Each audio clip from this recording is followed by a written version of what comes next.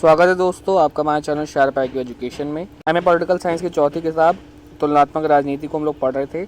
इसके अंतर्गत chapter 1, chapter 2, chapter 3, chapter 4 हम लोगों ने कंप्लीट कर लिया था। आज हम लोग को चैप्टर 6 शुरू करना है। चलिए शुरू करते हैं। आप हमारे लेक्चर का PDF टेलीग्राम चैनल पर पा सकते हैं, जिसका लिंक डिस्क्रिप्शन में दे रखा है। आप हमारे साथ इंस्टाग्राम पर भी जुड़ सकते हैं। यहाँ पर मैं डेली करंट अफेयर के पोस्ट अपडेट करता रहता हूँ और आप अपनी क्वेरीज भी मुझसे यहाँ पर पूछ सकते हैं। अगर आप नए हैं तो प्लीज़ मेरा चैनल जरूर सब्सक्राइब करें ताकि हर वीडियोज़ का नोटिफिकेशन आप तक जल्द से जल्द पहुँच सके।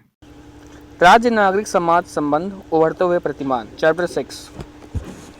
राज्य और परिवार के मध्य जितनी सामाजिक, धार्मिक, राजनीतिक और पेशे पर आधारित संगठन होते हैं वे सभी नागरिक समाज के अंतर्गत आते हैं। यानी कि राज्य और परिवार के मध्य, अगर कोई राज्य है और परिवार है, इसके मध्य जितने भी जो सामाजिक, धार्मिक और राजनीतिक और पेशे जितने आते हैं आधारित संगठन, इन पर आधारित जितने संगठन होते हैं वो सभी नागरिक समाज के अंतर्गत आते हैं। जैसे कि यह कौन कौन से हो सकते हैं? यह सनातन धर्म, डॉक्टर, राजनीतिक दल, अध्यापक संगठन, मस्जिद, गुरुद्वारा, नारी समाज, विश्वविद्यालय, वकील, ये जितने भी संगठन हैं ये संगठन किसके अंतर्गत आ जाएंगे? नागरिक समाज के अंतर्गत आ जाएंगे।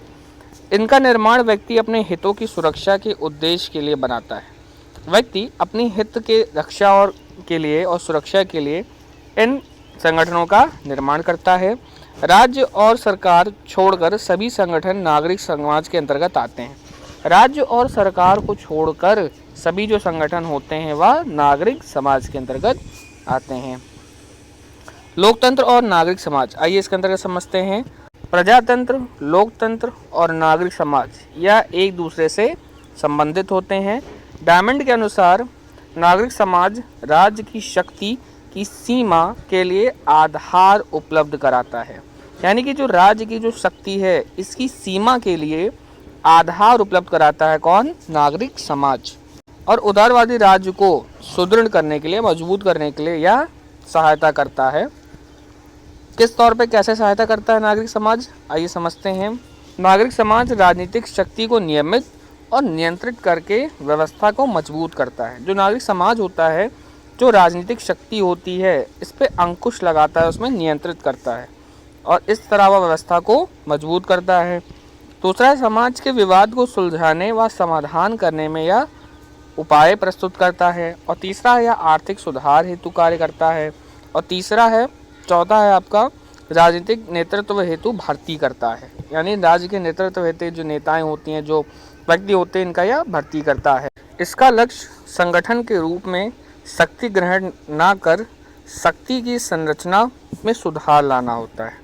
इसका जो लक्ष्य होता है वो संगठन के रूप में शक्ति ग्रहण करना नहीं होता है, या शक्ति की जो संरचना है इसमें सुधार लाना इसका लक्ष्य होता है। ऐतिहासिक विकास पे आइए नज़र डालते हैं।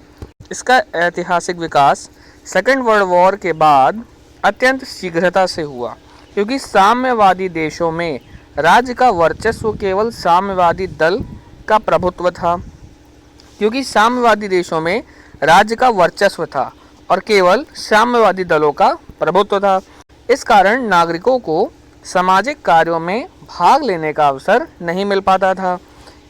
और वहीं जो प्रजातांत्रिक राज्य थे उनमें धार्मिक संगठनों में और सामाजिक संगठनों के कार्यों में नागरिक जो हैं आपस में एकजुट होते थे।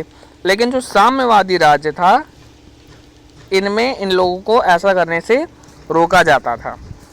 इस कारण जनता में असंतोष उत्पन्न हुआ और यह बढ़ता गया, जिसका परिणाम यह हुआ सोवियत संघ का विघटन हो गया।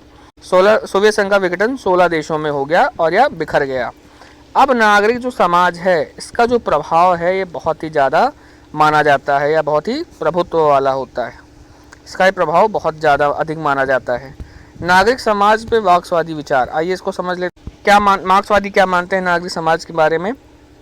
पूंजीवादी समाज के उत्पादन और विनिमय का आर्थिक क्षेत्र है।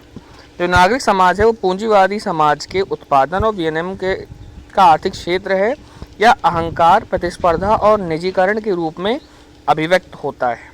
इनके अनुसार समाज तथा राज्य के मध्य समस्या का समाधान केवल श्रमिक वर्ग की क्रांति द्वारा ही संभव है और वर्ग विहीन और राज्य विहीन समाज के द्वारा ही निम्न वर्गों का उत्थान संभव है। इस कारण या मार्क्सवादी यह अवधारणा देते हैं। इसी के साथ हमारा चैप्टर समाप्त होता है। आइए नजर डाल लेते हैं हम लोगों ने क्या क्या पढ़ा। हम लोगों ने नागरिक समाज के बारे में देखा, या कौन कौन से होते हैं। लोकतंत्र और नागरिक समाज के बारे में देखा कि नागरिक समाज किस लिए सहायक होता है। इसकी ऐतिहासिक विकास को हम लोगों ने समझा। फिर हम लोगों ने मार्क्स के विचार को जाना। हमारा चैप्टर समाप्त होता है। अगर आपको मेरा चैप्टर लेक्चर पसंद आता है तो प्लीज़ सब्सक्राइब करें। धन्यवाद। अगर आपको मेरा लेक्चर पसंद आता है तो इस चैनल को सब्सक्राइब करें, लाइक करें और अपने दोस्तों के साथ शेयर करें। Thanks for watching.